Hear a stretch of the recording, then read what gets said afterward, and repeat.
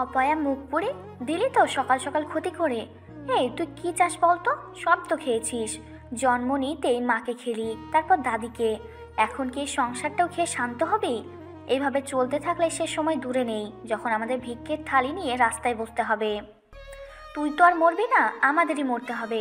তাছাড়া তো আর কোনো উপায় দেখছি না। এখন কি দাঁড়িয়ে দাঁড়িয়ে তোর চেহারা আমায় দেখাবি, নাকি এইগুলো পরিষ্কার করবি? আমার হয়েছে যত জ্বালা, যত সব। ঝাঁঝালো কর্কশ গলায় নূরের সৎমা রুবিনা বেগম কথাগুলো বলে চলে গেল।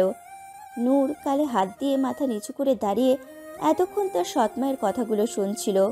গালে হাত দিয়ে দাঁড়িয়ে আছে কারণ রুবিনা বেগম শুধু মুখের তীর মেরে ক্ষান্ত হননি, সেই সাথে গালেও একটা থাপ্পড় লাগিয়ে দিয়েছে, যেটা সে প্রায়ই করে, মাঝে মাঝে এর চেয়ে বেশিও করে।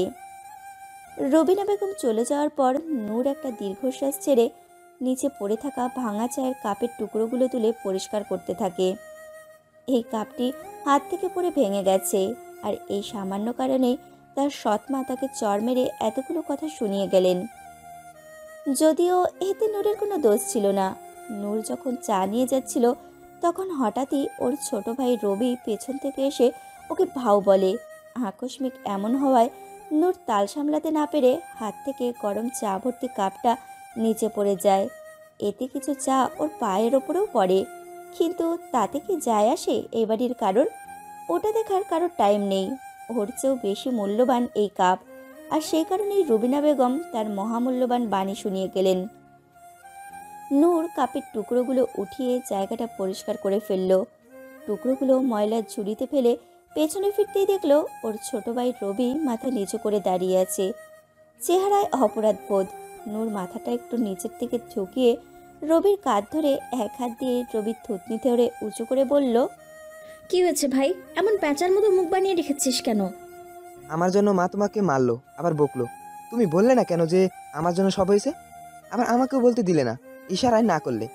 বললে তো আর তোমাকে বকা খেতে হতো না। নূর একটা ফেক মুচকি হাসি দিয়ে বলল, আর এইসব কিছু না, এগুলো তো রোজই হয়। এসব আমার সয়ে গেছে। আর তুই মন খারাপ করিস না। মা বাবারা যেমন সন্তানদের ভালোবাসে, তেমন কোনো ভুল পেলে তাদের শাসন করার অধিকারও আছে, বুঝলি? এখন মন খারাপ করিস না, কেমন? তুই মন খারাপ করে থাকলে আমার একদম ভাল লাগে না, তুই জানিস না? যত যাই বলো না কেন আপু, ওই গসেটি বেগম আমার মা হলেও ওই মহিলাকে আমার একদমই পছন্দ না। এসব কি কথা রবি? উনি তোমার মা, আর গুরুজনদের নিয়ে এসব বলতে নেই। গুরুজন না ছাই। আমাকে খালি ওই নিনাকে পটিয়ে গার্লফ্রেন্ড বানাতে দাও, তারপর বিয়ে করে এই বাড়িতে আসলেই ব্যাস গসিটি বেগমের দিন শেষ। তারপর বুঝবে কত দুধে কত হরলিক্স। রবির কথা শুনে তো নূর থ হয়ে গেছে। ক্লাস 5-এ পড়া ছেলের মুখে এমন কথা শুনে বিস্ময়ে কাঠি উঠে গেছে। কোনো রকমে কাশি থামিয়ে বলল, এসব কি বলছিস ভাই? আরে ঠিকই বলছি আপু, তুমি ওই নিনাকে চিনো না? 1 নম্বরের জগরাটে। ওকে দেখে ডাইনি কটকটিও ভয় পেয়ে বনবাসে চলে যাবে। তাহলে ভাবো এই মহিলার কি অবস্থা করবে। আমার তো ভেবেই সেই মজা লাগছে। নূর হালকা ধমকের সুরে বলল, রবি, তুমি এখন অনেক ছোট, মাত্র 11 বছর বয়স। এসব কথা বলা একদম ঠিক না। তুমি যাও তো, পড়তে বসো। রবি আর কিছু না বলে চলে গেল ওখান থেকে। নূর আবার কিচেনে গিয়ে চুলায় আবার চায়ের পানি তুলে দিল। নূর ভালো করেই জানে রবি এসব কথা ওকে বলেছে ওর মন ভালো করার জন্য, কিন্তু ওকে কিভাবে বোঝাবে যে নূরের কাছে এইসব এখন ভাত মাছ, এগুলো আর ওর গায়ে লাগে না। এই সব কিছুর অভ্যাস হয়ে গেছে, হবেই বা না কেন। এগুলো তো আর নতুন নয়, 6 বছর বয়স থেকে এইসব সয়ে আসছে ও। নূর ভাবছে, ছোট মা তো ঠিকই বলেছে, আমি আসলেই একটা অপয়া। তা না হলে কি আমার সঙ্গে এসব হয়? জন্ম নিতেই মা আমাকে একলা করে চলে গেল। বাবাও আমাকে দেখতে পারে না। আর সবার মতো সেও মনে করে আমার জন্যই মা মারা গেছে। আমাকে দেখলেই তার রাগ লাগে, এজন্য আমিও ভয়ে তার সামনে যাই না। একমাত্র দাদিই ছিল যে আমাকে ভালোবাসতো, আমাকে আদর করত। আমি তার কাছেই বড় হয়েছি, কিন্তু সেই সুখও আমার কপালে বেশি দিন টিকলো না। 6 বছর বয়সে দাদিও আমাকে একা করে চলে গেল, আর সেদিন থেকে শুরু হলো আমার এই দুর্বিষহ জীবন। শুনেছি মা মারা যাবার পর 3 মাস পর দাদি আমার কথা ভেবে বাবাকে আবার বিয়ে করান। কিন্তু দাদি কি আর জানতো যার ভালোর জন্য এটা করেছে সবচেয়ে বেশি কষ্ট সেই পাবে। দাদি যতদিন বেঁচে ছিল ততদিন সব ঠিকই ছিল। ছোট মা আমাকে আদর স্নেহ করত, আমিও তাকে নিজের মতো মায়ের মতোই ভালোবাসতাম, কারণ আমার জন্মের পর তাকে মায়ের রূপেই দেখেছিলাম। বাবা মাকে দেখতে না পারলেও কখনো বকা দিত না, শুধু আমাকে তার সামনে যেতে মানা করত। যদিও বাবা ব্যবসার কাজে বেশিরভাগ দিনে বাইরেই থাকে, তাই আমারও তেমন সমস্যা হতো না। কিন্তু যেদিন থেকে দাদি মারা যায় সেদিন থেকে ছোট মায়ের ব্যবহারে পরিবর্তন শুরু হয়। আমাকে আর আগের মতো ভালোবাসতো না, আদর করতো না, বরং আমি কাছে গেলেই ধমকানো আর মারা শুরু করলো। ধীরে ধীরে আমাকে দিয়ে বাড়ির সব কাজ করানো শুরু করলো। আমি অনেক কান্না করতাম, কিন্তু কিচ্ছু বলতে পারতাম না বলেই ছোট মা মারতো। বাবার কাছেও বলার উপায় ছিল না, কারণ বাবা তো আমাকে এমনিতেই দেখতে পারতো না। তার ওপর ছোট মা আমাকে হুমকি দিত, বাবাকে যদি কিছু বলি তাহলে আমাকে আরও মারবে। আমিও ভয়ে কিছু বলতাম না। বাবা মাকে তার বাড়ি থেকে নিয়ে এসে পালিয়ে বিয়ে করেছিল, তাই নানা আর মামা মায়ের সাথে সব সম্পর্ক ছিন্ন করেন। এ কারণে নানা বাড়িরও কোনো আশা ছিল না। এভাবেই দিন যেতে থাকে। প্রথম প্রথম খুব কষ্ট হতো, একা একা কান্না করতাম। ধীরে ধীরে এসব অভ্যাসে পরিণত হয়ে যায়, আর আমিও বুঝে যাই যে এটাই আমার জীবন, এভাবেই আমাকে বাঁচতে হবে। হঠাৎই পায়ে ঠান্ডা কিছু অনুভব হওয়ায় নূরের ভাবনায় ছেদ পড়ে। নিচে চেয়ে দেখে রবি পায়ে বরফ ঘষছে। নূর নিচু হয়ে রবিকে বলল। কি করছিস ভাই? রবি বরফ ঘষতে ঘষতে বলল, যেটা তুমি কখনোই করবে না। নিজের খেয়াল তো তোমার কখনো হয় না। দেখো কত লাল হয়ে গেছে, নিশ্চয়ই জ্বালা করছে। সেদিকে তো তোমার খেয়ালই নেই, তুমি আসো কাজ নিয়ে পড়ে। রবির কথা শুনে নূরের চোখের কোণে না চাইতেও পানি চলে এলো। এই একটি ব্যক্তি আছে যে ওকে এই পরিবারের সদস্য মনে করে, আর সবার জন্য নূর একজন কাজের লোকের চেয়ে বেশি কিছু না, হয়তো তার চেয়েও অধম। নূর মাথাটা একটু অন্যদিকে ঘুরিয়ে চোখের পানি মুছে নিয়ে রবিকে বলল, আরে এটা তো কিচ্ছু না, সামান্য ব্যাপার, এমনিতেই ঠিক হয়ে যাবে, তুই চিন্তা করিস না। দেখি তোর তো স্কুল আছে, যা রেডি হয়ে নে, আমি তোর জন্য চকলেট মিল্কশেক বানাচ্ছি। রবি বলল, তোমার তো আজকে ভার্সিটির প্রথম দিন, তুমি যাবে না? নূর মাথা নাড়িয়ে বোঝালো সে যাবে। রবি খুশি হয়ে বলল, ইয়ে, আপু আজকে তোমার অনেক মজা হবে তাই না? নতুন ভার্সিটিতে যাবা। ঠিক আছে, আমিও এখন রেডি হয়ে আসছি, আমি আর তুমি একসাথে বের হব। কথাগুলো বলতে বলতে রবি চলে গেল। নূর একটা দীর্ঘশ্বাস ছেড়ে চায়ের পাতিল থেকে কাপে চা ঢেলে রান্নাঘর থেকে বের হলো। রিপার রুমে এসে চায়ের কাপটা বেডের পাশে ছোট টেবিলটায় রাখলো। রুমে কোনো কিছুর শব্দ পেয়ে রিপা তার ফেস প্যাক লাগানো মুখে চোখের ওপর থেকে শশা স্লাইস সরিয়ে দেখলো নূর চায়ের কাপ রাখছে।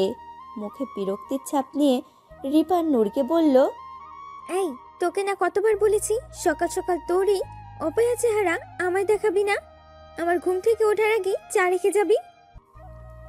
নূর মাথা নিচু করে বলল, সরি আপু, আমি আগেই দিয়ে যেতাম, আসলে চাটা আনার সময় আমার হাত থেকে পড়ে গেছে, তাই আবার নতুন করে বানিয়ে আনতে সময় লেগে গেল। আর কখনো এমন হবে না। ঠিক আছে যা, এখন সকাল সকাল তোর চেহারা দেখলাম, না জানি দিনটা কেমন যাবে। নূর আর কিছু না বলে চলে গেল ওখান থেকে। রিপা রুবিনা বেগমের আগের ঘরের সন্তান। বিয়ের পরে রুবিনা বেগমের সাথে সেও এই বাড়িতে থাকে, এবং সেও রুবিনা বেগমের মতো নূরকে অপমান করার কোনো চান্সও মিস করে না। সব কাজ শেষ করে নূর নিজের রুমে আসে রেডি হতে। আজ তার জীবনে একটা বিশেষ দিন। আজ নূরের ভার্সিটির প্রথম দিন। এত কিছুর পরেও নূর কখনো তার লেখাপড়া বাদ দেয়নি। অবশ্য এই জন্য ওকে অনেক কষ্ট আর নির্যাতন সহ্য করতে হয়েছে। নূর যাতে পড়ালেখা না করতে পারে সেই জন্য রুবিনা বেগম কম চেষ্টা করেননি, এবং এখনও করেন। সারাদিন কাজ করাতো যাতে পড়তে না পারে। নূর সারাদিন কাজ করে রাতে যেইটুকু সময় পেত ওই সময়টাতেই পড়তো। নূরের অন্য কিছুর কমতি থাকলেও আল্লাহ পাক ওকে মেধা ভরপুর দিয়েছে, এই জন্য অল্পতেই নূর সব পেরে যেত। ও কখনো প্রাইভেট পড়তো না, তারপরও সবসময় প্রথম স্থানে থাকতো। এই জন্য রুবিনা বেগম আর রিপা হিংসায় জ্বলে পুড়ে মরত। অবশ্য নূরের লেখাপড়ার পেছনে আরও একজন মানুষের হাত আছে, সে হলো নূরের চাচা শরীফ হক। নূরের বাবারা দুই ভাই।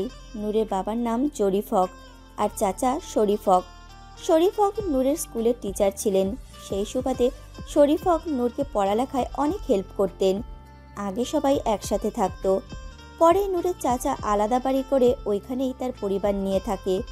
শরীফ হকের নিজের কোনো মেয়ে নেই, শুধু একটা ছেলে, তাই সে নূরকে নিজের মেয়ের মতোই ভালোবাসে।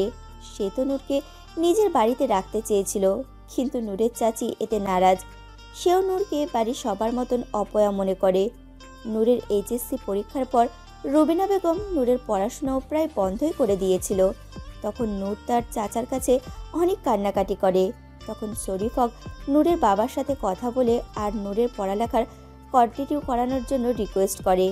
নূরের বাবাও রাজি হয়ে যায়। নূর অনেক ভালো একটা ভার্সিটিতে চান্স পায়। নূর আলমারি খুলে দেখে সব জামাই পুরনো। আজ প্রথম ভার্সিটিতে যাবে, সেখানে সবাই কত দামি দামি জামা কাপড় পরবে, অথচ তার কাছে একটা ভালো জামা নেই পরে যাওয়ার জন্য। নূর মনে মনে বলে, পরার সুযোগ পাচ্ছি, এই তো অনেক, জামা কাপড় দিয়ে কি হবে। আর কিছু না ভেবে ওইখান থেকে একটা জামা নিয়ে ফ্রেশ হতে যায়। নূর যে রুমটিতে থাকে সেটা এই বাসার সবচেয়ে ছোট রুম। রুমটাতে শুধু একটা খাট আর একটা পুরনো আলমারি আছে। নূর ফ্রেশ হয়ে এসে দেয়ালে টাঙানো ছোট আয়নাটির সামনে এসে চিরুনি দিয়ে চুলগুলো আঁচড়ে বেনুনি করে নেয়। তারপর ওড়নাটা মাথায় দিয়ে দিল। ব্যাস হয়ে গেল নূরের রেডি হওয়া। নূরের শারীরিক সৌন্দর্যের বর্ণনা দিতে গেলে নূর সুন্দর, এক কথায় ভয়ঙ্কর সুন্দর। তবে এই সৌন্দর্য সচরাচর সবার চোখে পড়বে না। বছরের পর বছর অযত্ন, অবহেলা আর বিষণ্ণতার কারণে নূরের সৌন্দর্য সহজে কারোর সামনে ধরা পড়ে না। তবে যার সত্যিকারের সৌন্দর্য দেখার চোখ আছে, সেই কেবল দেখতে পাবে নূরের নিষ্পাপ চেহারায় ওই পবিত্রতা, যেখানে নেই কোনো কৃত্রিমতার ছায়া, আছে শুধু ভরপুর মায়া। দেখতে পাবে ওই টানা ডাগর ডাগর দুটো চোখ, যে চোখে আছে সমুদ্র সমান গভীরতা।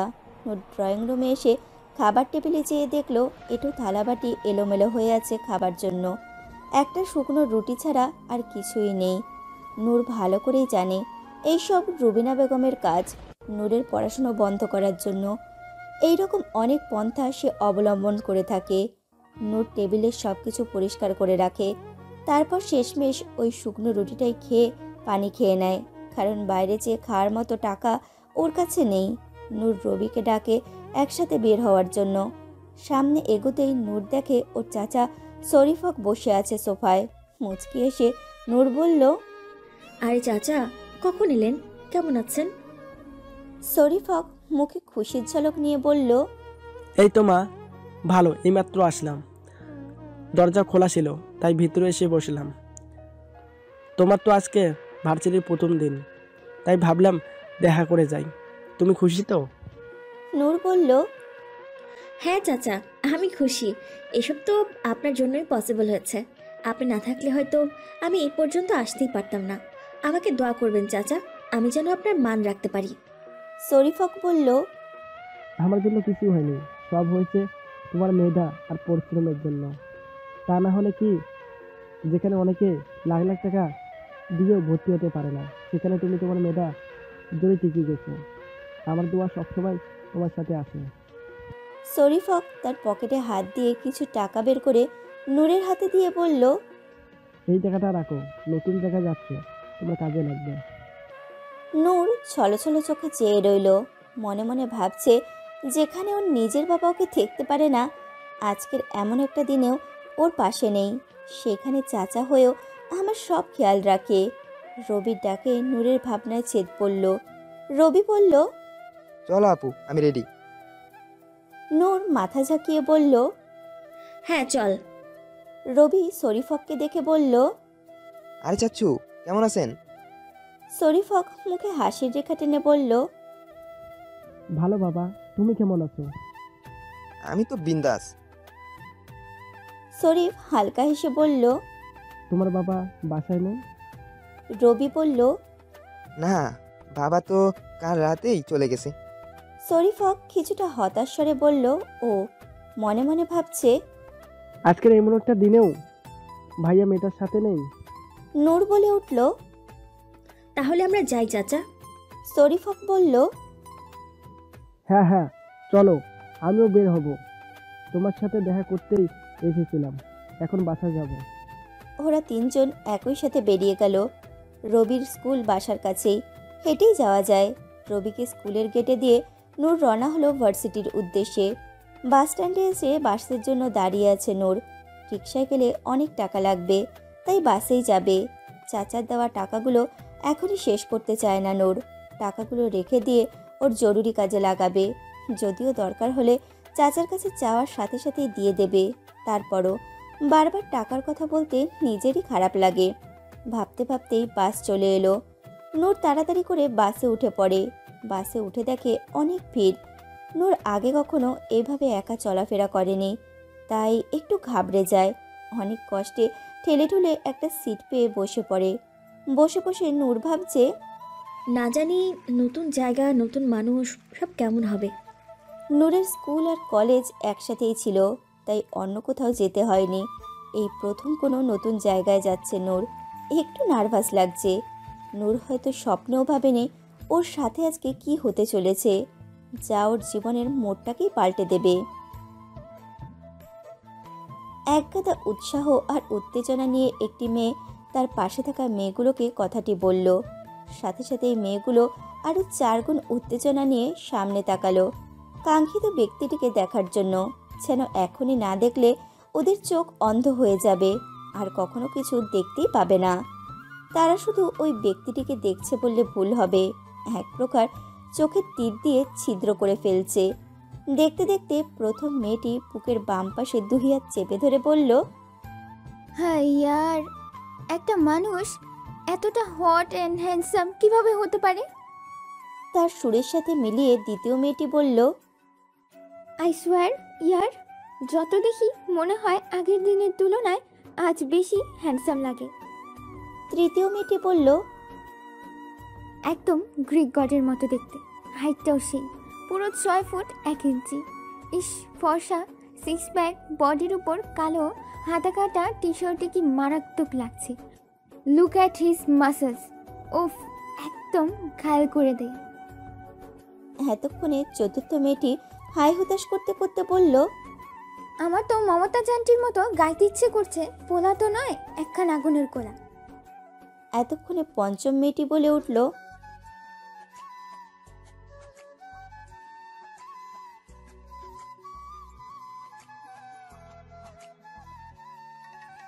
ইস, একবার যদি ছুঁয়ে দিতে পারতাম। আফসোসের সুরে প্রথম মেয়েটি বলল। তার প্রতিউত্তরে দ্বিতীয় মেয়েটি বলল, এই, তোর না এঙ্গেজমেন্ট হয়ে গেছে, তারপর অন্য ছেলেকে ছুতে চাস? ছি ছি ছি, তবা তবা। বলেই হেসে দিল। তৃতীয় মেয়েটি বলল, আরে ওর তো শুধু এঙ্গেজমেন্ট হয়েছে, এরকম একটা ছেলের সাথে একবার রিলেশন করতে পারলে আমি তো আমার হাজবেন্ডকেই রেখে চলে যেতাম। পঞ্চম মেয়েটি তাচ্ছিল্যের হাসি দিয়ে বলল, এসব চিন্তা করে কোনো লাভ নেই। উনি যে গম্ভীর আর রাগী লোক, ওনার সাথে রিলেশন তো অনেক দূরের কথা। কোনো মেয়ে ভয়ে ওনার সামনে যাওয়ার সাহস পায় না। শুনেছি মেয়েদের থেকে উনি 10 হাত দূরে থাকেন, কোনো মেয়েকেই কাছে ঘেঁষতে দেয় না। চতুর্থ মেয়েটি হতাশ স্বরে বলল, ইয়ার, দেখিস না, আমরা প্রতিদিন এই পার্কে ওনার জন্য সেই সকাল থেকে এসে দাঁড়িয়ে থাকি, অথচ উনি আমাদের সামনে দিয়ে এমনভাবে চলে যায় যেন এই পার্কে থাকা নির্জীব বেঞ্চগুলো আর আমাদের মধ্যে কোনো তফাৎ নেই, যেন ওনার জন্য আমরা এক্সিস্টই করি না। অতপর আজও ওদের সবাইকে ইগনোর করে সবার সামনে দিয়ে ওই ব্যক্তিটি এমনভাবে চলে গেল যেন এখানে কখনো কেউ ছিলই না। এতক্ষণ এই মেয়েগুলো সকাল সকাল জগিং করার নামে পার্কে এসে যাকে দেখে নিজেদের লোলুপ আঁখি তৃষ্ণা মেটাচ্ছিল, সেই মহান ব্যক্তিটি হলো মিস্টার সাদমান শাহরিয়ার আদিত্য। বয়স 26, বাংলাদেশের নাম্বার 1 ইন্ডাস্ট্রিয়ালিস্ট, আরমান শাহরিয়ারের ছেলে। বাবার পরে এখন সে নিজেই বিজনেসের ভার নিজের হাতে নিয়েছে। আদিত্যের যখন 12 বছর বয়স, তখন ওর মা মারা যায়। পরিবার বলতে বাবা আর ছোট বোন আছে, নাম সানা। আদিত্য এইচএসসি পরীক্ষার পরে লন্ডন চলে যায়। ওইখানে যেয়ে বাকি এডুকেশন করে। ধীরে ধীরে পড়াশোনার পাশাপাশি লন্ডনে ওদের যে ব্রাঞ্চ আছে ওইখানকার বিজনেসেও দেখাশোনা করেন। আদিত্য বিজনেসে হাত দেওয়ার পর থেকে ওদের বিজনেস আরও সফলতা লাভ করে। পুরো ওয়ার্ল্ডে এখন ওদের ব্রাঞ্চ আছে। গত বছর আদিত্যর বাবা হঠাৎই অসুস্থ হয়ে পড়ায় আদিত্য দেশে চলে আসে। দেশে আসার পর সব বিজনেস এখন ওই দেখাশুনো করে। নিজের ফ্ল্যাটের সামনে এসে চাবি দিয়ে লক খুলে ভেতরে ঢুকলো আদিত্য। কিছুদিন হলো ফ্ল্যাটটি কিনেছে, এখানে সে একাই থাকে। সাভারে ওদের বিশাল বাড়ি আছে, সেখানে ওর বাবা, বোন আর চাচার পরিবার একসাথে থাকে। আদিত্য একা থাকতেই বেশি স্বাচ্ছন্দ্য বোধ করে, তাই ওর অফিসের কাছাকাছি একটা ফ্ল্যাট কিনে এখানেই থাকে। ভিতরে ঢুকে চাবিটা টেবিলে রেখে সোফায় বসে শরীরটা এলিয়ে দেয়। হঠাৎই ফোনটা বেজে ওঠে। আদিত্য ফোন হাতে নিয়ে চেয়ে দেখে তাসিবের কল। আদিত্য ফোনটা রিসিভ করে বলল, হ্যাঁ বল। হোয়াট বলো। আর কেউ ফোন করলে অন্তত কেমন আছো, কি অবস্থা, বাড়ির সবাই কেমন আছে এসব জিজ্ঞেস করে। এটা একটা বেসিক ম্যানার্স। আর এক তুই সোজা বল। তুই কি আমাকে ম্যানেজ শেখানোর জন্য ফোন করেছিস? তুই জানিস না আমার এসব ন্যাকামো একদম পছন্দ না। কি বলার জন্য ফোন করেছিস সেটা বল। হ্যাঁ হ্যাঁ, তা পছন্দ হবে কেন, খালি জানিস ঝাড়ি দিতে। আমি দেখি তোর মতো মানুষের সাথে বন্ধুত্ব টিকিয়ে রেখেছি। তোর তো সকাল দুপুর নফল নামাজ পড়ে আল্লাহর কাছে শুকরিয়া জানানো উচিত, আমার মতো একটা বন্ধু পেয়েছি। হয়েছে, তোর ড্রামা শেষ নাকি আর কিছু বলবি? হ্যাঁ বলবো। আজকে ক্যাম্পাসে আসিস, ইম্পর্টেন্ট লেকচার আছে। ওকে, আবির আসবে? হ্যাঁ আসবে। Okay bye. Bye. Aditya phone রেখে মনে মনে মুচকি হাসলো। ও জানে তাসি ঠিকই বলেছে। আদিত্যর গম্ভীর স্বভাবের জন্য ওর সাথে তেমন কেউ মিশত না, মিশলেও সব বোর হয়ে যেত। না হয় ওর রাগের কাছে ভয় পেয়ে যেত, তাই ওর সাথে কেউ মিশত না। একমাত্র তাসির আর আবিরই ওকে সহ্য করার ক্ষমতা রাখে। সেই ছোটবেলা থেকে এই দুইজনই ওর বন্ধু, ভাই সবই। তাসির আদিত্যের বেস্ট ফ্রেন্ড, আর আবির আদিত্যের কাজিন, ওর চাচার ছেলে। আদিত্য আর আবির সমবয়সী হওয়ায় ওদের মধ্যে ভাইয়ের চেয়ে বেশি বন্ধুত্বের সম্পর্ক। আদিত্যর সাথে ওরা দুইজন লন্ডনে গিয়েছিল একসাথে। আদিত্য চলে আসায় ওরাও চলে আসে। আদিত্য অবশ্য মানা করেছিল, কিন্তু ওরা শোনেনি। ওদের একটাই কথা, থাকলে একসাথেই থাকবো, গেলে একসাথেই যাব, ব্যাস কথা শেষ। সেই দিনই আদিত্য বুঝে গিয়েছিল ওরা দুইজন কত বড় পাগল ওর জন্য। আদিত্য উঠে কিচেনের উদ্দেশ্যে পা বাড়ায়। আদিত্য নিজের কাজে নিজেই করতে বেশি পছন্দ করে, তাই কোনো পুয়া রাখেনি। নিজের জন্য রাস্তা রেডি করে শাওয়ার নিতে বেডরুমে যায়। আদিত্য শাওয়ার নিয়ে বের হয়ে দেখে ওর ফোন বাজছে। ফোনটা উঠিয়ে দেখে ওর বিয়ে নিশা কল করেছে। আদিত্য ফোনটা রিসিভ করে বলল, ইয়া tell me Nisa, come to the point নিসা। আসলে স্যার, আজকে আপনার আর গ্রুপের সাথে মিটিং ছিল, সেটাই মনে করানোর জন্য ফোন দিয়েছিলাম। আপনি কখন আসছেন স্যার? আর মিটিংটা কয়টায় রাখবো? আদিত্য কিছুটা বিরক্তি নিয়ে বলল, আমি কখন অফিসে আসবো না আসবো সে কৈফিয়ত নিশ্চয়ই আপনাকে দিতে হবে না। আর আপনাকে আমি আগেও বলেছি অফিসিয়াল ব্যাপারে যত কথা সব অফিসের ভিতরে বলবেন, অফিসের বাইরে না। তাই যখন তখন আমাকে ফোন করা আমার একদম পছন্দ না। তেমন কোনো দরকার হলে আমি নিজেই জানাবো। Get that? Sorry sir. Anyway, phone যখন দিয়েই ফেলেছেন তাহলে শুনুন, আমার আজ অফিসে যেতে দেরি হবে। মিটিংটা 3টায় রাখুন। Okay sir. নিশা কোনো রকমে ফোনটা রেখে লম্বা একটা নিঃশ্বাস ছাড়ে। এক গ্লাস পানি নিয়ে ঢকঢক করে খেয়ে নেয়। বাপরে, কি এমন জিজ্ঞেস করেছিল যে এতগুলো কথা শুনিয়ে দিল? বেচারি নিশা কত ট্রাই করে আদিত্যর অ্যাটেনশন পাওয়ার জন্য, কিন্তু সে তো কখনো পাত্তাই দেয় না। এইসব ভেবে নিশা একটা দীর্ঘশ্বাস ছাড়ে। আদিত্য রেডি হয়ে নাস্তা করে বেরিয়ে যায় ভার্সিটির উদ্দেশ্যে। আসলে আদিত্যরা লন্ডনে MBA করা অবস্থায় আদিত্যর বাবা হঠাৎই হার্ট অ্যাটাক করে। তার অবস্থা অনেক গুরুতর হয়ে গিয়েছিল, তাই ওদের কোর্স কমপ্লিট না করে বছরের মাঝখানেই চলে আসতে হয়। দেশে আসার পর আদিত্যর বাবা কিছুটা সুস্থ হওয়ার পর আবারও যেতে চাইলে আদিত্যর বাবা মানা করেন, দেশেই থাকতে বলেন। আদিত্য মানা করতে পারে না। তারপর ওরা ঢাকায় একটা ভার্সিটিতে ভর্তি হয় কোর্স কমপ্লিট করতে। যেহেতু আদিত্যর বাবা ওই ভার্সিটির ট্রাস্টি, তাই বেশি সমস্যা হয় না। এখন ওদের ফাইনাল ইয়ার চলছে, আর 2 মাস পরেই ফাইনাল এক্সাম। যেহেতু অফিসে যেতে হয়, তাই আদিত্য রেগুলার যায় না, ইম্পর্টেন্ট কিছু হলে তবেই যায়। তাসির আর আবির ক্লাসের সব আপডেট ওকে দেয়। আদিত্য কার ড্রাইভ করছিল, এমন সময় ওর বাবার ফোন এলো। আদিত্য কানে নিয়ে বলল, হ্যাঁ বাবা বলো, সব ঠিক আছে তো? হ্যাঁ হ্যাঁ, সব ঠিক আছে। এমনি তোর খোঁজ খবর নেওয়ার জন্য ফোন করলাম। তা কেমন আছিস বাবা? অনেক দিন হলো তো, আর বাসায় আসিস না। সানাও তোকে মিস করছে। ঠিক আছে বাবা, রাতে আসার চেষ্টা করব। আমি তো এখন ভার্সিটিতে যাচ্ছি, বিকেলে আবার মিটিং আছে, তাই রাতে ছাড়া সময় হবে না। ঠিক আছে। আরমান সাহেব অপরাধীর স্বরে আবার বললেন, আমার জন্য তোর ওপর খুব প্রেশার পড়ে গেছে, তাই না? স্টাডি, বিজনেস সব একসাথে করতে হচ্ছে। কি বলছো বাবা? এমন কিছুই না। অযথা চিন্তা ভাবনা না করে ঠিকমতো খাওয়া দাওয়া করো আর ওষুধগুলো নিয়মিত নাও। তোমরা ভালো থাকলেও আমার সব ঠিক আছে। হুম। আচ্ছা, রাখছি তাহলে। আচ্ছা। ফোনটা কেটে আরমান সাহেব একটা দীর্ঘশ্বাস ছাড়ল। খাটের পাশে ছোট টেবিলের ড্রয়ার থেকে স্ত্রী সামিহার ফটো ফ্রেমটা বের করলো। ছবির থেকে কিছুক্ষণ তাকিয়ে থেকে ছবির উপর দিয়ে হাত বুলিয়ে দিল। ছবির দিকে তাকিয়ে থেকে বলতে লাগলো, তুমি তো আমাদের একলা রেখে চলে গেলে স্বার্থপরের মতো। একবারও ভাবলে না তোমাকে ছাড়া আমরা কিভাবে থাকবো। জানো তোমার ছেলে মেয়েগুলো এখন কত বড় হয়ে গেছে। ওদের মুখের দিকে তাকিয়েই তো এখন বেঁচে আছি, না হলে কবেই চলে যেতাম তোমার কাছে। তোমাকে ছাড়া এতগুলো বছর কিভাবে কেটেছে তা শুধু আমিই জানি। তোমার চলে যাওয়ায় সবচেয়ে বেশি প্রভাব পড়েছে আদিত্যর উপর। সানা তো ছোট ছিল, তাই অতটা বুঝতে পারিনি। আদিত্য তোমার এভাবে চলে যাওয়া মেনে নিতে পারেনি। ও তো তোমার সাথে বেশি ক্লোজ ছিল। আগে কত হাসি খুশি প্রাণ চঞ্চল ছিল। তুমি যাওয়ার পর থেকে চুপচাপ থাকতো, কারোর সাথে তেমন কথা বলতো না। ধীরে ধীরে গম্ভীর আর রাগী হয়ে উঠল। ওকে দেখলে আমার খুব খারাপ লাগে। দিনে দিনে কেমন রোবটের মতো হয়ে যাচ্ছে। এখন তো কেবল আল্লাহর কাছে একটাই চাওয়া, ওর জীবনে যেন এমন কেউ আসে যে আমার ছেলেটাকে আবার আগের মতো হাসি খুশি জীবনে ফিরিয়ে আনতে পারে। এতক্ষণ সানা দরজার পাশে দাঁড়িয়ে ওর বাবার কথা শুনছিল। সানা খুব চঞ্চল প্রকৃতির মেয়ে। ও দৌড়ে এসে খাটে ওর বাবার পাশে বসলো।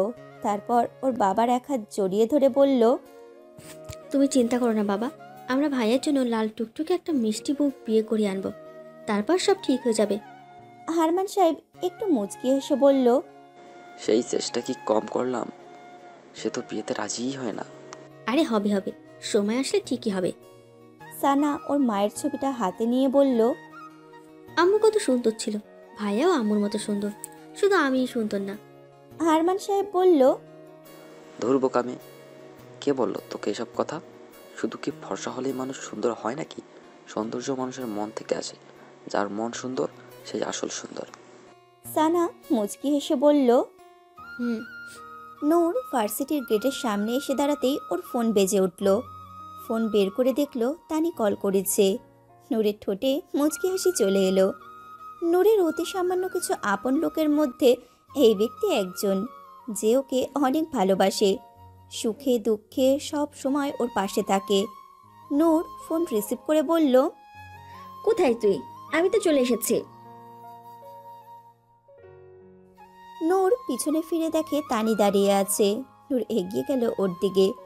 তানি মুখে একরাশ হাসি নিয়ে জড়িয়ে ধরল নূরকে।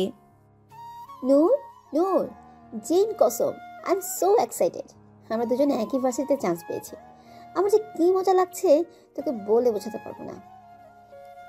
কথাগুলো বলে নূরকে ছেড়ে সোজা হয়ে দাঁড়ালো তানি। নূর বলল, সেটা তো তোকে দেখেই বোঝা যাচ্ছে। এখন কি এখানে দাঁড়িয়ে থাকবি নাকি ভেতরে যাবি? হ্যাঁ হ্যাঁ, চল যাই। তানি নূরের হাত ধরে ভেতরে যাওয়ার উদ্দেশ্যে পা বাড়াতেই ওর চোখ পড়ে গেল নূরের গালে। তানি ভ্রু কুঁচকে সাথে সাথে দাঁড়িয়ে বলে, এই, তোর গালে দাগ কিসে? তার মানে ওই মহিলা আবার তোর গায়ে হাত তুলেছে, তাই না? নূর মুখটা ছোট করে ফেলে। তানি রাগী কণ্ঠে বলে, উফ, ইচ্ছে করে ওই মহিলাটাকে কেটে টুকরো টুকরো করে নদীতে ভাসিয়ে দিয়ে আসি। বদমাস খচ্চর মহিলা কথাকার। নূর তানির হাত ধরে বলল, আরে বাদ দে না, আজকের দিনে মন খারাপ করিস না, চল ভেতরে যাই। তোর জন্যই আমি কিছু করতে পারি না, না হলে জেন কসম দেখিয়ে দিতাম ওই মহিলাকে এই তানি কি চিজ। আচ্ছা দিস, এখন চল। হুম, চল। দুইজন ক্যাম্পাসের ভেতরে এসে অবাক হয়ে চেয়ে রইল। কত বড় আর সুন্দর ক্যাম্পাস। দুইজন ঘুরে ঘুরে দেখতে লাগলো। হঠাৎই ওরা দেখতে পেল মাঠের একপাশে অনেক লোক জড়ো হয়ে আছে। তানি উৎসুক হয়ে বলল, চল তো দেখি ওখানে কি হচ্ছে। নূর মাথা ঝাঁকিয়ে সায় দিল। ওরা একটু এগিয়ে যেতেই বুঝতে পারল আসল ব্যাপারটা। এখানে কিছু বদমাইশ সিনিয়ররা জুনিয়রদের র্যাগিং করছে, তাও বাজেভাবে। এইসব দেখে নূর তো ভয়ে শেষ। আসলে ছোটবেলা থেকে ভয় ছাড়া আর কোনো অনুভূতি ওর হয়নি, তাই ও অনেক ভীতু স্বভাবের। তানি নূরের হাত চেপে ধরে বলল, ভয় পাস না, আমি আছি তো। চল আমরা এখান থেকে চলে যাই, না হলে আমাদের সাথেও এমন করবে। নূর কোনো রকমে মাথা ঝাঁকিয়ে বলল, হ্যাঁ হ্যাঁ চল। দুইজন যেই উল্টো দিকে ঘুরে যেতে নেয়, তখনই পেছন থেকে কেউ আওয়াজ দেয়, হেই ফুলটুসিটা, কোথায় যাচ্ছ? এদিকে আসো আমাদের কাছে। নূর তানির হাত শক্ত করে ধরে আছে। যে ভয়টা পাচ্ছিল সেটাই হতে চলেছে। কি হলো, কথা কানে যায় না? এদিকে আসতে বলছি। দুইজন কোনো রকমে ওদের সামনে গিয়ে দাঁড়ালো। ওইখানে 5-6 জনের মতো একটা গ্রুপ আছে এবং চেহারা দেখেই বোঝা যাচ্ছে এরা সবগুলো বড়লোক বাপের বিগড়ে যাওয়া ছেলে মেয়ে। নূরের তো ভয়ে অবস্থা কাহিল, মুখ দিয়ে কোনো কথাই বের হচ্ছে না। তানি বুঝতে পারছে ওদের কথা না শুনলে খুব খারাপ হবে, তাই সে নিচু স্বরে বলে উঠল, জি ভাইয়া বলুন, কিছু বলবেন? ওদের ভিতর একজন শয়তানি হেসে জিজ্ঞেস করলো, নাম কি? কোন ইয়ার? তানি, ফার্স্ট ইয়ার। আর তোমার নাম কি? ওর নাম নূর। তানি বলল। ওদের ভিতরে লিডার ছেলেটা বলল, ক্যাম্পাসে আসলে সিনিয়রদের সম্মান করতে হয়, জানো না? তানি বলল, জি জানি। তাহলে আমাদের দেখে সালাম না করে চলে যাচ্ছিলে কোন সাহসে? সরি ভাইয়া, ভুল হয়ে গেছে, আর হবে না এরকম। লিডার ছেলেটা আবার বলে উঠল, সব কথা শুধু তুমিই বলে যাচ্ছ, ও কি কথা বলতে পারে না নাকি? বোবা। বলেই সবাই উচ্চস্বরে হাসা শুরু করলো। নূর কথা বলবে কি করে? ভয় ওর গলা শুকিয়ে গেছে। ও মাথা নিচু করে তানির আরও গা ঘেঁষে দাঁড়ালো। তানি ওর অবস্থা দেখে বলল, ভাইয়া ও আসলে একটু লাজুক স্বভাবের, সহজে কারোর সাথে কথা বলতে পারে না, তাই আর কি। লিডার ছেলেটা এবার ব্যঙ্গ করে বলল, লাজুকলতা? ও মাই গড, লাইক সিরিয়াসলি? এই শুনছিস তোরা? ইয়ার কাম আর লজ্জাবতী। হা হা করে সবাই উচ্চস্বরে হাসা শুরু করলো। নূরের চোখে পানি চলে এসেছে ভয়ে। তানির ভিতরে রাগ লাগলেও কিছু বলতে পারছে না, কারণ ও জানে এদের কিছু বললে আরও বেশি খারাপ হবে। সবাই কতক্ষণ হাসার পর লিডার ছেলেটা আবারও শয়তানি হাসি দিয়ে বলল, তাহলে তো লজ্জাবতীর লজ্জা ভাঙতেই হয়, কি বলিস সবাই? সাথে সাথে সবাই সায় দিয়ে বলল, হ্যাঁ ভাই একদম ঠিক বলেছেন। এদের কথা শুনে নূর আর তানি আঁতকে ওঠে। লজ্জা ভাঙবে মানে কি বলছে এরা? তানি ভয় মিশ্রিত কণ্ঠে বলল, না না ভাইয়া, তার কোনো দরকার নেই, প্লিজ আমাদের যেতে দিন। তা তো হয় না। সিনিয়রদের দায়িত্ব জুনিয়রদের হেল্প করা, তাই তো আমাদের দায়িত্ব এখনো লজ্জা কিভাবে ভাঙানো যায়। কি করা যায়? Let me think. গালে হাত দিয়ে চিন্তার ভঙ্গিতে কথাগুলো বলল। একটু পর মুখের সামনে তুড়ি বাজিয়ে বলল, ইয়েস, পেয়ে গেছি আইডিয়া। তারপর হাত উঠিয়ে মেন গেটের দিকে ইশারা করে নূরের উদ্দেশ্যে বলল, ওই যে গেট দেখছো, ওই গেটের সামনে যে দাঁড়াও। তুমি দাঁড়ানোর পরে সর্বপ্রথম ওই গেট দিয়ে যে ঢুকবে, সে যেই হোক না কেন তাকে তোমার চুমু খেতে হবে। ডোন্ট ওয়ারি, গালি দিলেই চলবে। ওদের কথা শুনে নূরের এখন অজ্ঞান হওয়ার উপক্রম। কি বলছে এসব ওরা? ও কখনো এটা করতে পারবে না। আর তানি একটা স্বস্তির নিঃশ্বাস ফেলল। ওদের কোথায় ভয় পেয়ে গেছিল, ভেবেছিল ওরা না জানি কি করে। এটা তো তাও সহজ আছে। লিডার ছেলেটা বলল, যাও তাহলে শুরু করো। তানি নূরের দিকে তাকিয়ে ইশারা করলো যেতে। নূর অসহায় মুখ করে মাথা নাড়িয়ে বোঝালো সে পারবে না। তানি কিছু একটা ভেবে ওই ছেলেটাকে বলল, ভাইয়া ওর জায়গায় কাজটা আমি করে দিই। না না, যার কাজ তাকেই করতে হবে, তা নাহলে শাস্তি পেতে হবে। এখন ভেবে দেখো কোনটা করবে। তানি নূরের হাত ধরে ওইখান থেকে একটু সরে এসে আস্তে করে নূরকে বলল, দেখ নূর, সাহস করে কাজটা করে ফেল, না হলে এবার আমাদের ছাড়বে না। তুই তো দেখছিসই এরা কত ভয়ঙ্কর। এদের কথা না শুনলে আমাদের এখানে টিকে থাকতে দেবে না। শুধু একটা চুমুই তো, তাও গালে, এটা কোনো ব্যাপার না। নূর এবার খেদেই ফেললো, কাঁদতে কাঁদতে বলল, আমি কিভাবে করবো এমন কাজ? যদি কোনো ছেলে হয় তখন? আমার অনেক ভয় করছে, আমার দ্বারা হবে না। আরে নেগেটিভ ভাবছিস কেন? মেয়েও তো হতে পারে, এখানে কি শুধু ছেলেরাই পড়ে নাকি? মেয়েরাও তো পড়ে। তুই পজিটিভ চিন্তা কর। দেখ তুই কত কষ্ট করেছিস এই পর্যন্ত আসার জন্য। তুই কি চাস ওদের ঝামেলার কারণে তোর এখানে পড়ালেখা ক্ষতি হোক? নূর মাথা নাড়িয়ে না বোঝালো। তানি নূরের চোখের পানি মুছিয়ে দিয়ে বলল, তাহলে যা, মনে সাহস নিয়ে কাজটা করে ফেল। নূর মাথা নাড়িয়ে সায় দিল। লিডার ছেলেরা তাড়া দিয়ে বলল, কি হলো, তোমাদের ডিসকাশন শেষ হলো? আমরা কি সারাদিন দাঁড়িয়ে থাকবো? তানি নূরকে নিয়ে ওদের সামনে যেয়ে বলল, এই তো ভাইয়া, হয়ে গেছে, ও রেডি। তাহলে যাও, কাজ শুরু করো। আর তুমি এখানেই থাকবে। তানিকে ইশারা করে বলল ও একাই যাবে। তানি নূরের দিকে তাকিয়ে চোখ দিয়ে আশ্বস্ত করে যেতে বলল। নূর কাঁপা কাঁপা পা নিয়ে গেটের দিকে এগালো। বারবার পেছনে ফিরে তানির দিকে তাকাচ্ছে। ধীরে ধীরে গেটের কাছে এসে পৌঁছালো। এখন শুধু ক্যাচি গেটটা খোলা আছে। আপাতত গেটে কেউ নেই। ওরা সবাই আগের জায়গায় দাঁড়িয়ে সবটা দেখছে। ভয়ে হাত পা কাঁপছে নূরের। হার্টবিট জোরে জোরে চলছে। মনে মনে শুধু দোয়া করছে যেন কোনো মেয়েই হয়। কিছুক্ষণ পরে নূর দেখতে পেল একজন মধ্যবয়স্ক মহিলা গেটের দিক দিয়ে আসছে। নূর মনে মনে স্বস্তির নিঃশ্বাস ফেলল। যাক, বেঁচে গেছি। মহিলা মানুষ আছে, এখন আর বেশি খারাপ লাগবে না।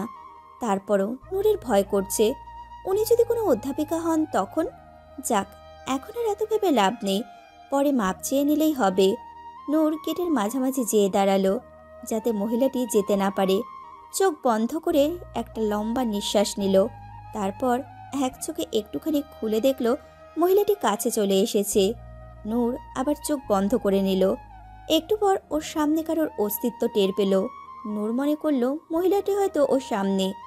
নূর চোখ বন্ধ করা অবস্থাতে আর কিছু না ভেবে মুখটা একটু এগিয়ে চট করে চুমু দিয়ে দিল সামনে থাকা ব্যক্তির গালে। চুমু দিয়ে ভয়ে চোখ মুখ খিচে দাঁড়িয়ে রইল নূর।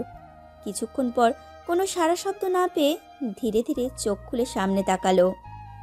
সামনে তাকাতেই নূরের চোখ দুটোর রসগোল্লার মতো বড় বড় হয়ে গেল, যেন এখনই কোটর থেকে বেরিয়ে আসার উপক্রম।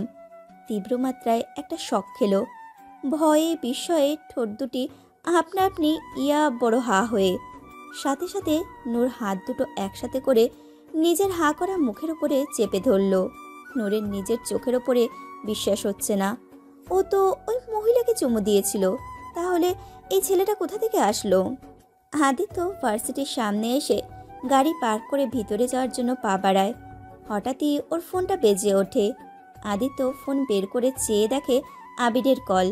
আদিত্য ফোনটা কানে নিয়ে কথা বলতে বলতে গেটের দিকে এগিয়ে যায়। ফোনে কথা বলতে ব্যস্ত থাকায় ওর সামনে তেমন খেয়াল করে না।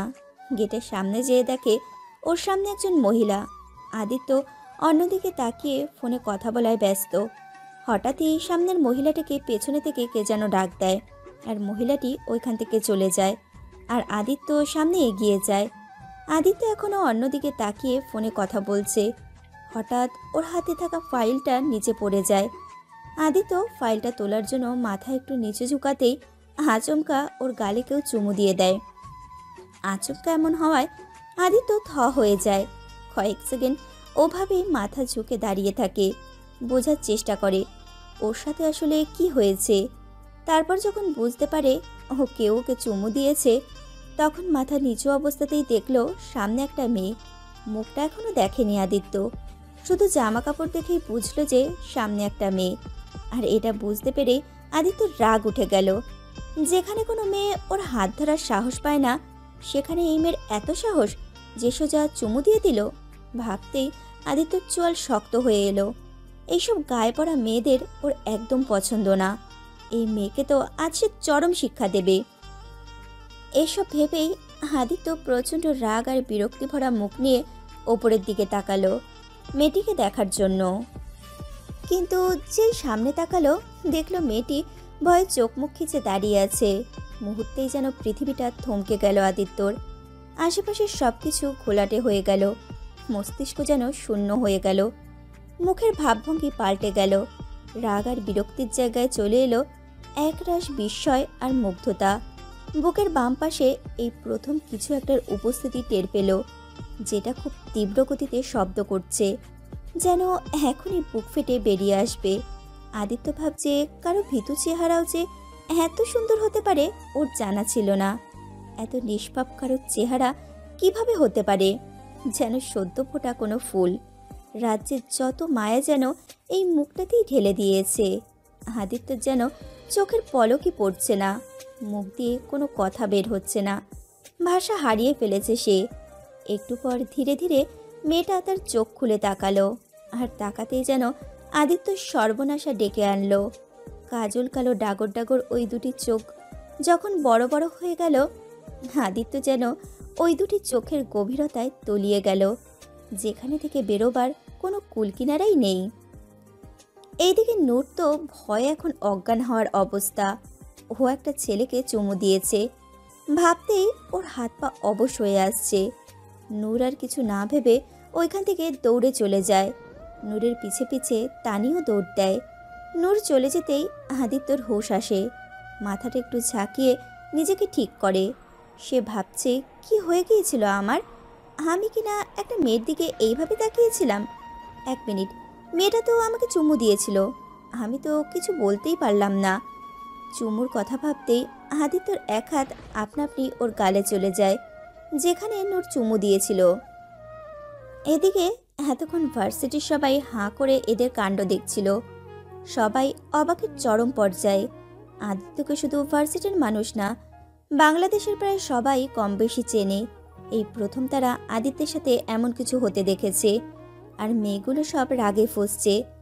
যেখানে তারা কখনো আদিত্যর সাথে কথা বলার সুযোগ পায় না, সেখানে এই মেয়ে কিনা বাংলাদেশের ক্রাশ আইকনকে সোজা চুমু দিয়ে বসলো। যে গ্রুপ এতক্ষণ র্যাগিং করছিল তাদের এখন ভয়ে হালুয়া টাইট, কারণ আদিত্যর রাগ আর ক্ষমতা সম্পর্কে সবারই ধারণা। আদিত্য এসব র্যাগিং করা একদম পছন্দ করে না, যারাই করে তাদের অবস্থা খারাপ করে দেয়। তাই সবগুলা ওইখান থেকে পালানোর জন্য দৌড় দিতেই একটার উপর আর একটা হুমড়ি খেয়ে পড়ে। তারপর কোনো রকমে আবার উঠে যে যার মতো ও দৌড় দেয়। নূর ক্লাসের এক কোণায় জড়সড় হয়ে বসে আছে।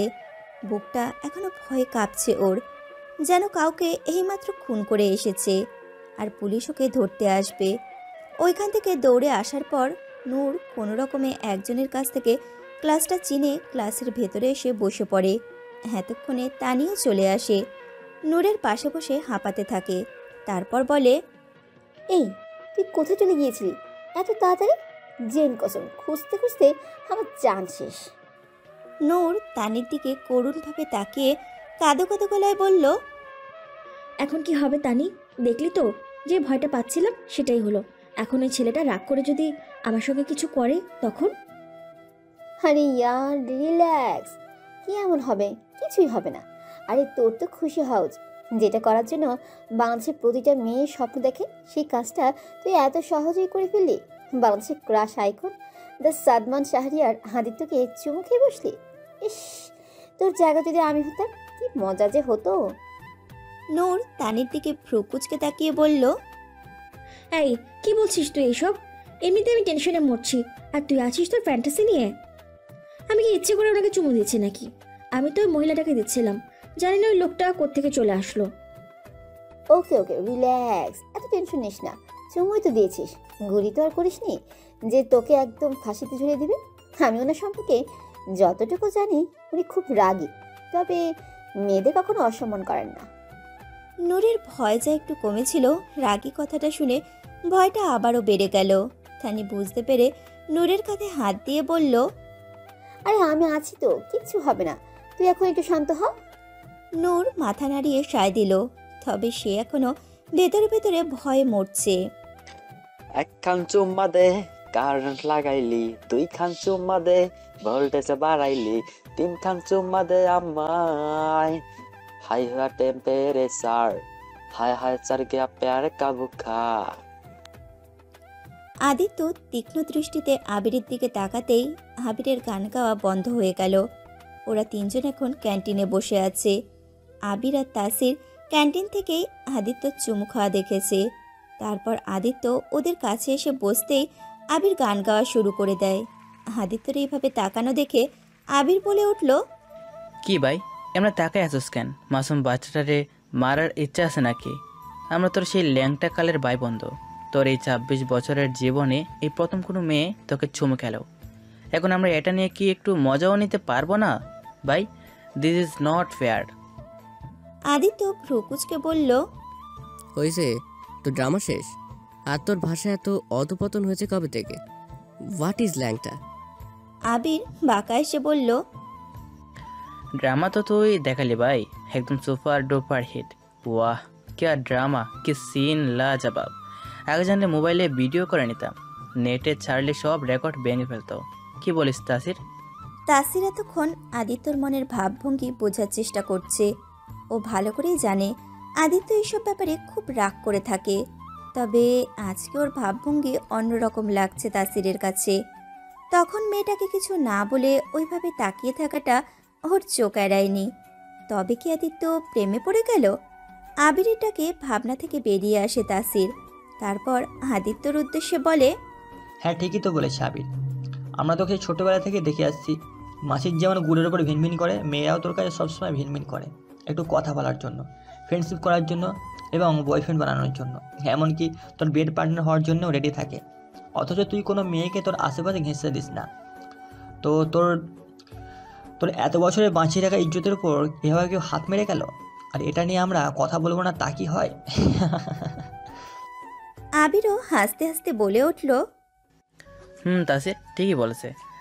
আমার তো মাঝে মাঝে সন্দেহ হয় তোর উপর। আদিত্য এক ভ্রু উঠিয়ে বলল, মানে? আবির বলল, মানে তুই আবার জ্ঞানা তো না, মানে আমরা তো লন্ডনে ছিলাম, ওখানে তো আবার এগুলো চলে। আদিত্য উচ্চস্বরে বলে উঠল, হোয়াট আর ইউ ম্যাড? কি বলছিস এসব? নিজের পুরুষত্ব দেখানোর মানে এই নয় যে সবসময় মেয়েদের সাথে ইন্টিমেট হতে হবে। আবির আর তাসির উচ্চস্বরে হেসে উঠল। রিল্যাক্স ইয়ার, ইউ আর জাস্ট কিডিং। এদের কথাবার্তায় আদিত্যর প্রচুর বিরক্ত লাগছে। ভাবছে এইসব ওই মেয়েটার জন্য হয়েছে। ওই মেয়েটাকে তো শিক্ষা দিতেই হবে।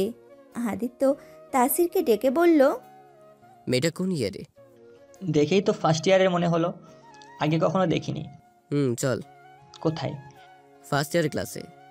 তাসির আর আবির দুইজনেই অবাক হয়ে তাকালো আদিত্যের দিকে। আবির বাঁকা এসে বলল, কেন ভাই আরও চুমু খেতে মন চাইছে? এবার কিন্তু বেশি করে ফেলছিস। মেয়েটার আগে তোদের দুজনকেই মনে হয় সাহায্য করতে হবে। আবির একটু ভয় পেয়ে মেকি এসে বলল, না না ভাই, তার কোনো দরকার নেই। আমার কি জানের বই নেই? এখনও বিয়ে শাদী করলাম না, বাচ্চা কাচ্চার বাপ হলাম না। আমার ভাই বাসর করার আগে মরার ইচ্ছা নাই। তার চেয়ে বরং চল ওই মেয়েটাকে চেষ্টা করে আসি। এত বড় সাহস আমার মাসুম ইনোসেন্ট বাইকে এভাবে দিন দুপুরে চুমু খায়? হ্যাঁ। আদিত্য বিরক্ত হয়ে আবিরের মাথায় একটা চাটি মেরে দিল।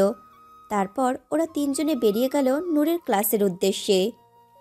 নূরের ক্লাসের সবাই নূরের দিকে কেমন করে তাকিয়ে আছে, যেন নূর কোনো অপরাধী। আর মেয়েগুলো তো পারলে খেয়ে ফেলে এমন অবস্থা। নূরের কাছে খুব খারাপ লাগছে সবার এইভাবে তাকানোয়। আজ ওর সাথে সব কি হচ্ছে কিছুই বুঝতে পারছে না।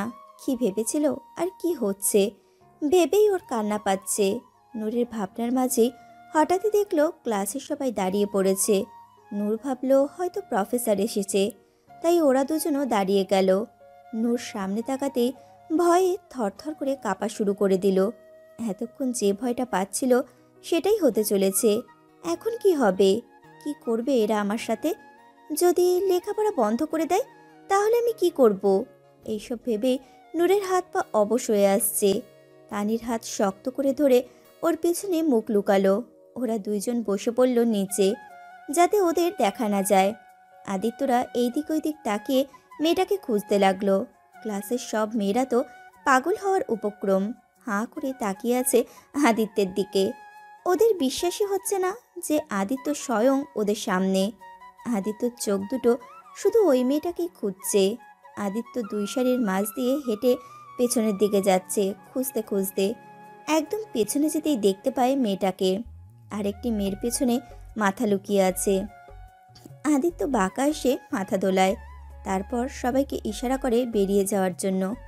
বেচারি মেয়েগুলো মুখটা বাংলার পাঁচের মতো করে এক এক করে বেরিয়ে যায়। একসময় পুরো ক্লাস খালি হয়ে যায়। নূর এখনও তানির পিছনে লুকিয়ে আছে। ক্লাসে যে কেউ নেই ও এখনও জানেই না। আদিত্য তানিকেও চোখের ইশারা করলো চলে যাওয়ার জন্য। তানি কি করবে বুঝতে পারছে না। নূরকে এইভাবে একা রেখে যেতে পারবে না, আবার না গেলেও সমস্যা। আদিত্য যে এখানে নূরের সাথে কথা বলতে এসেছে তাও ভালোই বুঝতে পারছে। আদিত্য গলা খাকারি দিয়ে তানিকে বলল, কি হলো, তোমাকে যেতে বললাম না? দাঁড়িয়ে আছো কেন? আদিত্যর কথা শুনে নূর বুঝে গেল যে আদিত্যর সামনেই দাঁড়িয়ে আছে। নূরের ভয়ে দম বন্ধ হয়ে আসছে। তানির হাতটা আরো শক্ত করে ধরে ওইভাবেই তানির পিছনে লুকিয়ে রইল। সামনে তাকানোর সাহস নেই ওর। তানি একটু সাহস নিয়ে বলল, ভাইয়া আপনি প্লিজ রাগ করবেন না, আসলে ওর কোনো দোষ নেই, কিছু সিনিয়র ভাইয়ারা ওকে এই কাজটা করতে বলেছিল তাই। আদিত্য হাত উঠিয়ে তানির কথা শেষ হওয়ার আগেই ওকে থামিয়ে দিয়ে বলল, আমি কি তোমাকে কিছু জিজ্ঞেস করেছি? বেশি কথা বলে আমি পছন্দ করি না। তোমাকে যেতে বলেছি, তুমি যাও। ডোন্ট ওয়ারি, আমি বাঘ ভালুক না যে তোমার বান্ধবীকে খেয়ে ফেলবো। আমি শুধু কথা বলবো, তুমি বাইরে ওয়েট করো। আদিত্যর গম্ভীর কণ্ঠে এমন কথা শুনে তানি আর কিছু বলার সাহস পায় না। তানি নূরের কানে আস্তে করে বলে, দেখ নূর, উনি শুধু কথা বলবে, তুই ভয় পাস না, আমি বাইরেই দাঁড়িয়ে আছি, কেমন? নূর তানির পিছে মাথা ঝাঁকিয়ে না বোঝালো, মানে সে একা থাকবে না এখানে। তানি পড়ল মহা মুসিবতে, কি করবে বুঝতে পারছে না। আদিত্যর ব্যাপারে ও যতটুকু জানে তাতে ওর মনে হয় না নূরের সাথে কোনো খারাপ কিছু করবে, কিন্তু এটা নূরকে কিভাবে বোঝাবে? তানি আর কোনো উপায় না পেয়ে জোর করেই নূরের কাছ থেকে নিজেকে ছাড়িয়ে নেয়। নূর করুণ চোখে তানির দিকে তাকিয়ে থাকে। তানির খুব খারাপ লাগে। তানি নূরের হাত ধরে বলে, চিন্তা করিস না, আমি দরজার কাছেই আছি। তারপর এক প্রকার জোর করে নূরকে রেখে চলে আসে। নূরও তানির পিছে পিছে চলে যেতে নেয়। তখন আদিত্য ওর সামনে এসে দাঁড়ায়। নূর বুঝে যায় এখান থেকে ও বের হতে পারবে না, তাই মাথা নিচু করা অবস্থাতেই লম্বা একটা শ্বাস নিয়ে কোনো রকমে নিজেকে ঠিক করে ওইখানেই দাঁড়িয়ে থাকে। নূর ভাবে কপালে যা আছে তাই হবে, আর কিছু করার নেই। পুরো ক্লাসরুমে এখন পিনপতন নীরবতা। আবির আর তাসিরও বাইরে চলে গেছে। আদিত্য হেঁটে এসে একদম সামনের বেঞ্চের কাছে এসে দাঁড়ালো। গম্ভীর কণ্ঠে নূরের উদ্দেশ্যে বলল, এখানে এসে বসো। নূর এতক্ষণও মাথা নিচু করে দাঁড়িয়েছিল। ভয়ে হাত পা কাঁপছে ওর, টেনশনে কপাল বেয়ে ঘাম ঝরছে। আদিত্যর ডাকে নূর কেঁপে ওঠে। কোনো রকমে কাঁপা কাঁপা পায়ে এগিয়ে গিয়ে সামনের সিটে বসে। এতটুকু সময়ের ভেতরে একবারও মাথা ওপরে তোলেনি। আদিত্য একটা চেয়ার টেনে নিয়ে নূরের সামনে ওর মুখোমুখি হয়ে বসে। নূরের এমন ভীতু অবস্থা দেখে আদিত্য মনে মনে খুব হাসি পাচ্ছে, কিন্তু চেহারায় সেটা দেখাচ্ছে না। নূর মাথা নিচু করে বসে হাত কচলাচ্ছে আর মনে মনে দোয়া দুরুদ পড়ছে। আদিত্য এক ধ্যানে নূরের দিকে চেয়ে আছে। ও ভাবছে ও তো এখানে মেয়েটার উপরে রাগ দেখাতে এসেছিল, তাহলে ওর রাগ আসছে না কেন? আদিত্যর এখন নূরের ভীতু মুখটা খুব দেখতে ইচ্ছে করছে, কিন্তু নূর মাথা নিচু করে বসে থাকায় ও দেখতে পাচ্ছে না। আদিত্য নূরকে বলল, মাথা উপরে তোলো, লুক এট মি। নূর তবুও মাথা নিচু করেই বসে আছে। ও সাহস পাচ্ছে না আদিত্যর দিকে তাকানোর। আদিত্যবার একটু ধমকের সুরে বলল, I said look at me. আদিত্যর ধমকে নূর কেঁপে ওঠে। এক ঝটকায় মাথা ওপরে তুলে সামনে তাকালো। আদিত্য যেন আবারও হারিয়ে গেল নূরের মোহে। এক ঠান্ডা শীতল বাতাস বয়ে গেল ওর পুরো শরীর জুড়ে। আদিত্য এবার নূরকে ভালোভাবে পর্যবেক্ষণ করতে লাগলো। পরনে একটা সাধারণ সুতির 3 পিস, ওড়না দিয়ে মাথায় ঘোমটা দেওয়া। ইস, ভয়ে মেয়েটার চেহারা পুরো লাল হয়ে গেছে। ফর্সা মুখটাতে ঘেমে কপালের চুলগুলো লেপ্টে আছে, সাথে চোখের পাপড়িগুলো ভিজে আছে। ঠোঁট দুটো শুকিয়ে গেছে। ঠোঁটের দিকে তাকাতে আদিত্যর মনে পড়ল ওই ঠোঁট দিয়েই তো ওকে চুমু দিয়েছিল। ভাবতেই কেমন একটা শিহরণ বয়ে গেল আদিত্যর ভেতরে। অতি সাধারণের ভেতরেও যেন মেয়েটা অসাধারণ। হঠাৎই খেয়াল করলো মেয়েটার গালে কেমন যেন লাল দাগ হয়ে আছে, মনে হচ্ছে কেউ চড় মেরেছে। ভাবতেই আদিত্যর বুকের ভেতরে কেমন যেন চিনচিন ব্যথা অনুভব করে। আদিত্যর এমন চাহনির সামনে নূর আর টিকতে পারে না, আবারও চোখ নামিয়ে মাথা নিচু করে ফেলে। আদিত্যর যেন দেখা শেষই হচ্ছে না। ওপরে ওপরে যতই কঠোর হওয়ার চেষ্টা করছে, ভেতরে ভেতরে ততই যেন ভ্যানিলা আইসক্রিমের মতন গলে যাচ্ছে। নিজের ওপর নিজেরই চরম বিরক্ত হচ্ছে আদিত্য।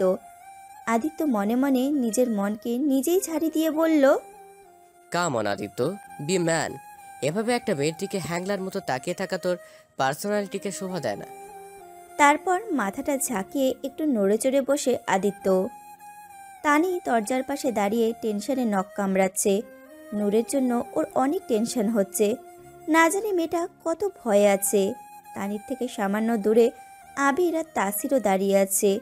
আবির অনেকক্ষণ ধরে তানির দিকে তাকিয়ে আছে, ভাবছে মেয়েটা সত্যি কিউট, ট্রাই করাই যায়। আবির এগিয়ে গেল তানির কাছে। আবির তানিকে বলল, হ্যাঁ, আই এম আবির, আদিত্যর কাজিন। তুমি? তানি সৌজন্যমূলক হাসি দিয়ে বলল, আমি তানজুমা তানি, নূরের বান্ধবী।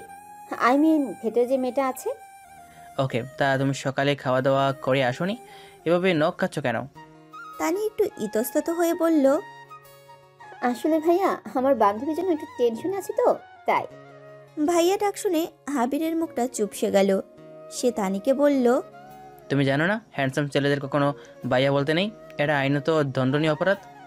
তানি হালকা হেসে বলল, তাই নাকি? আবিরও হালকা হেসে বলল, অবশ্যই। আর তুমি টেনশন করো না, আদিত্য রাগী হলেও মেয়েদের সাথে কখনো খারাপ ব্যবহার বা অসম্মান করে না। তানি চোখে মুখে খুশির ঝলক নিয়ে বলল, সত্যি? আপনি সত্যি বলছেন? জেন কসম? আবির ভ্রুকুচকে জিজ্ঞাসু দৃষ্টিতে তাকিয়ে বলল, Jane? Who is Jane? Tani অবাক দৃষ্টিতে তাকিয়ে দুই গালে হাত রেখে বলল, কি? আপনি জেনকে চেনেন না? দ্য গ্রেট জেন ইমামকে চিনেন না? তানির এমন এক্সপ্রেশনে আবির ভ্যাবাচাকা খেয়ে গেল। মনে হচ্ছে এমন একটা প্রশ্ন করার জন্য ওর এখনই ছাদ থেকে পড়ে মরে যাওয়া উচিত। আবির জোরপূর্বক একটা হাসি দিয়ে তানির সামনে নিজের তর্জনী আঙ্গুলের ওপর বৃদ্ধা আঙ্গুল চেপে বলল, 1 মিনিট, আমি এখন আসছি। আবির তাসিরের কাছে এসে বলল, এই শোনো না, তুই কি জেনকে চিনিস? তাসির ভ্রুকুচকে বলল, কে জেন? আমি কোনো জেন ফ্রেন্ডকে চিনি না। আরে আমিও তো চিনি না, তবে তানিপ কোথায় মনে হচ্ছে অনেক বড় কোনো ব্যক্তিত্ব। কে তানি? আবির চোখের ইশারায় দেখালো। আরে ওই যে এখানে দাঁড়িয়ে আছে যে কিউট মেয়েটা, আদিত্যকে যে মেয়েটা চুমু দিয়েছে তার বান্ধবী। মেয়েটাকে আমার ভালো লাগছে দোস্ত। কথা বলতে গেছিলাম, বাট এই জেনকে না চেনার জন্য সব গেড়ে গেল। তাসির বিরক্তির স্বরে বলল, তুই আবার শুরু করেছিস? দেখ, এটা লন্ডন না বাংলাদেশ। এখানকার মেয়েরা অনেক ইমোশনাল হয়, তোর মতো এসব টাইম পাস করে না। প্রেম করতে গেলে বিয়ে না করা পর্যন্ত ছাড়বে না। আবির বলল, আরে তুই বল বলছিস আমাকে, আমি এসব বুঝি।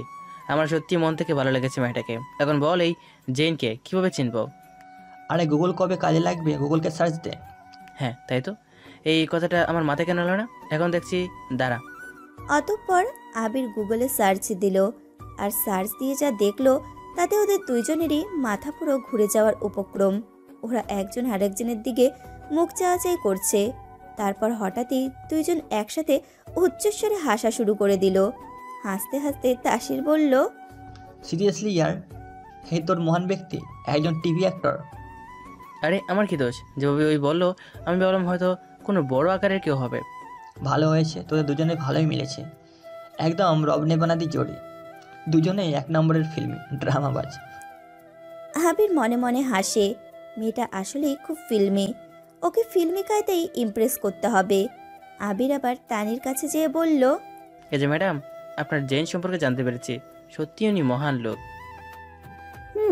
সেটা তো আমি জানি, নতুন কিছু থাকলে বলুন।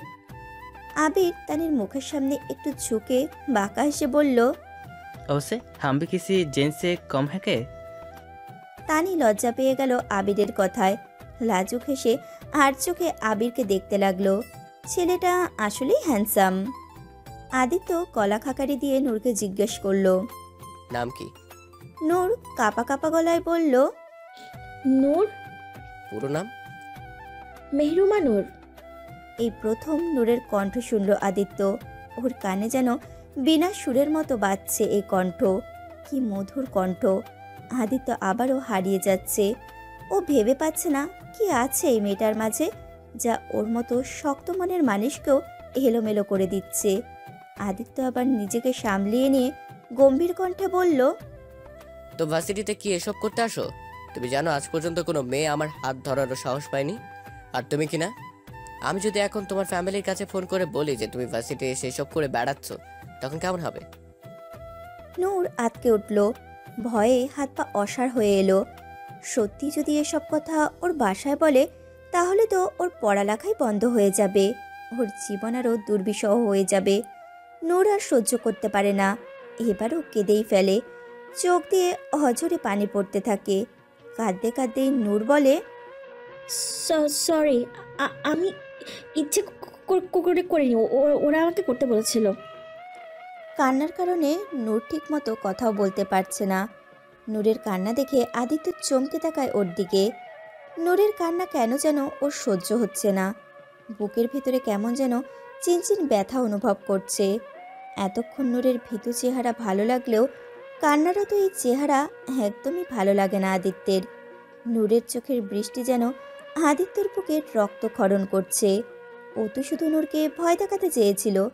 মেয়েটা যে কেঁদে ফেলবে বুঝতে পারেনি আদিত্য। আদিত্য বলল, ওকে ওকে, কান্না থামাও আগে, তারপর কথা বলো। নূর কেঁদেই চলেছে। কি হলো, কান্না থামাও। নূর তাও থামছে না। আদিত্যর এবার রাগ উঠে যায়। এক হাত বেঞ্চের ওপরে বাড়ি দিয়ে ধমকের সুরে বলল, আই সেড স্টপ ক্রাইং। আদিত্যর ধমকে নূরের অন্তরাত্মা কেঁপে ওঠে। সাথে সাথে নূর কান্না বন্ধ করে দেয়, দুই হাত মুখে চেপে ধরে কান্না আটকে রাখার জন্য। আদিত্য চোখ বন্ধ করে লম্বা নিঃশ্বাস নিয়ে নিজের রাগ কন্ট্রোল করার চেষ্টা করে। কিছুক্ষণ পর নূর নিজেকে কোনো রকমে ঠিক করে বলে, আই এম সরি, আমি ইচ্ছে করে করিনি। ওই সিনিয়র ভাইগুলো আমাকে করতে বলেছিল, না হলে ওরা আমাদের দুজনের সঙ্গে খারাপ ব্যবহার করতো, তাই আমি ওটা করতে বাধ্য হয়েছি।